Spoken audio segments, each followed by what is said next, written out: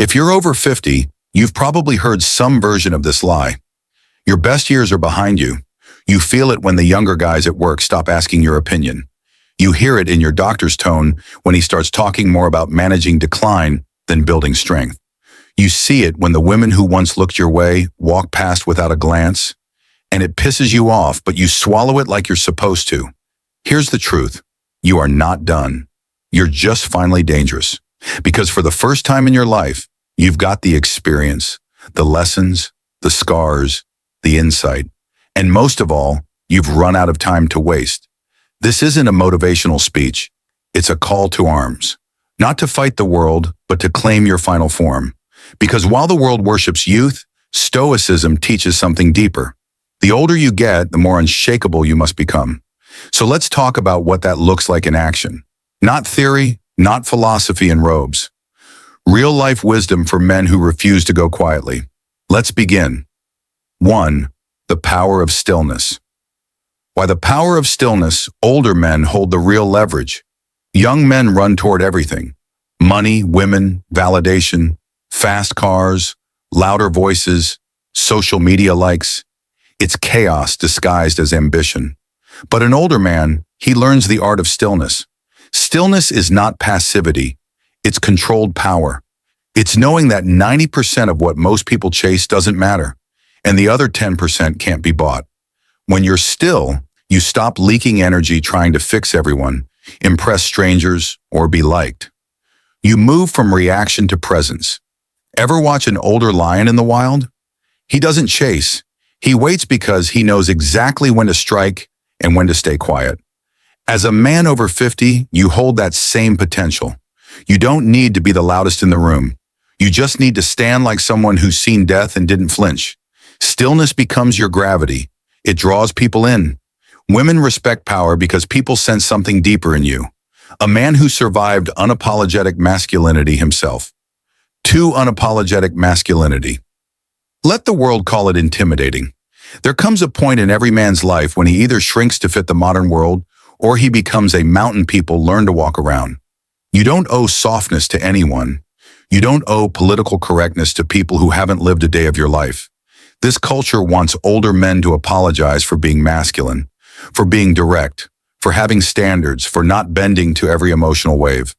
But guess what? Your unapologetic energy, your too much presence is exactly what a softening world needs. You don't have to shout. You don't have to argue. You just have to exist without folding. Start taking up space again. Sit with your legs wide. Speak slowly and clearly. Hold eye contact until the other person breaks. You're not mean. You're not toxic. You're masculine. And that is rare now, which means it's valuable. Don't bury your nature to make others feel safe. Stand tall. They'll reclaiming discipline adjust. 3. Reclaiming discipline. How the second half becomes your prime. They say men peak in their 30s. That's false. Most men peak whenever they decide to master themselves. Your 60s can be your prime, but only if you return to discipline.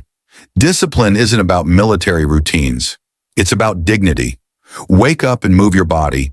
Eat like your future depends on it, because it does. Stop outsourcing your mental clarity to the news or cheap dopamine. Start every morning with stillness. A journal, a walk, a cold shower. Not because it's trendy, but because your time is now currency. Spend it wisely. You want vitality back? Train your body again. You want clarity?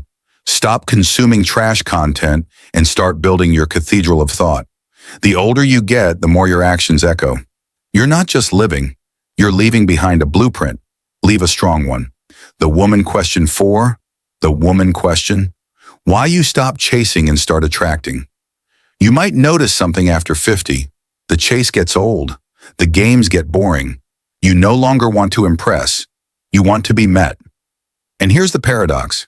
The moment you stop chasing women is the moment you start attracting them. Not the flaky kind, not the ones who want status or sugar daddies, but the rare woman who sees your quiet power and leans in. This only happens when you stop living on the outside. Women are drawn to self-contained men. Men who don't need their approval. Men who are whole. So stop trying to be younger. Stop dressing like you're 25. Own the gray. Wear the wisdom. Speak from the chest, not the throat. There's nothing sexier than a man who walks like he's already enough. You're not invisible. You're just finally in a place where you choose what you see. 5. Legacy mode. Activated legacy. Why? It's time to become the man they talk about when you're gone. This final chapter, it's not the end. It's the moment where everything counts. The conversations you have, the way you treat the young men around you, the example you set when you think nobody's watching. Most men live to be remembered by a paycheck, a title, or a car. But real legacy lives in the impact you made when no one asked you to. What did you teach? What did you tolerate? Who did you protect? Who did you become? Your legacy isn't a tombstone. It's how people change because they knew you. So start living as the man they'll quote at your funeral. Be the one whose name gets brought up when younger men ask, "Who showed you how to be a man?" Let the answer be you. You're not past your prime.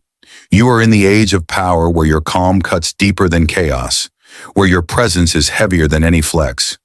But only if you reclaim it. If you feel this in your bones, if this video reminded you of the strength you forgot you had, type "I'm not done" in the comments. Let's light a fire under the older generation of men. Because we don't need more noise. We need men who walk with purpose, speak with weight, and live with legacy. Subscribe if you're done being talked down to. And remember this, age doesn't weaken you, it sharpens you.